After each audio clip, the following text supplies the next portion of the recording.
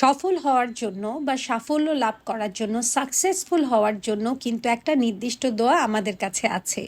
এই দোয়াটা কিন্তু অনেক ছোট্ট একটা দোয়া এবং এই দোয়াটাকে মুখস্থ করা এবং আমাদের সারাদিনের অংশ করা কিন্তু কোনো ব্যাপারই না। দোয়াটা তাহলে কি?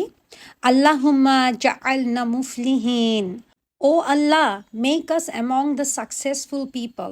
অর্থাৎ হে আল্লাহ, আমাদেরকে সফল যারা তাদের অন্তর্ভুক্ত করুন। এই নির্দিষ্ট দোয়াটি আমরা যে কোনো সময়ই পড়তে পারি। আমরা আমাদের নামাজের সময়ও পড়তে পারি, সালাম ফেরানোর আগেও পড়তে পারি এবং আমরা এমন সময়ও পড়তে পারি যখন আমরা কোনো কাজ শুরু করছি, যে কাজে আমরা সাফল্য চাচ্ছি।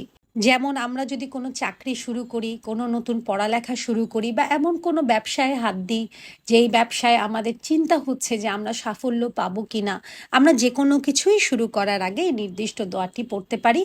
তবে দোয়ার আগে এবং পরে